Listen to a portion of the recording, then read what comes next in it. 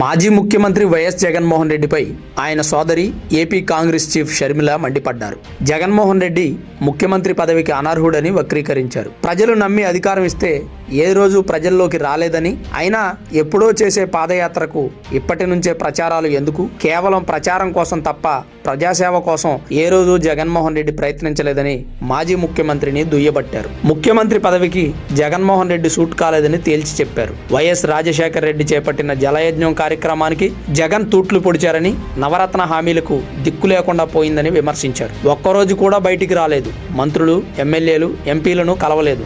అధికారంలో ఉండగా జగన్ను చూశాం. జగన్ నైజం మారాలి, స్వార్థం తగ్గి మంచితనం పెరగాలి, అప్పుడు దేవుడు అధికారం ఇస్తాడేమో. అంతవరకు ప్రజలు జగన్ను ఆశీర్వదించవద్దన్నారు. కేంద్ర ప్రభుత్వం మహాత్మా గాంధీ జాతీయ ఉపాధి హామీ పథకం పేరు మార్చినందుకు గాను నిరసనగా వచ్చే నెల 2 నుంచి జిల్లాలో పర్యటిస్తామని షర్మిల ప్రకటించారు. ఇప్పటికే జగన్మోహన్ రెడ్డికి పరిపాలనా విధానం తెలియదని, 151 సీట్లు ఇస్తే నిలబెట్టుకోలేకపోయారని, రాజకీయ పరిపక్వత లేనటువంటి నాయకుడని అనేక మంది రాజకీయ నిపుణులు జగన్మోహన్ రెడ్డిని ఎద్దేవా చేస్తున్నారు. రక్త సంబంధీకులు కూడా జగన్మోహన్ రెడ్డి పరిపాలన గురించి కామెంట్స్ చేయడం ప్రస్తుతం చర్చనీయాంశంగా మారింది.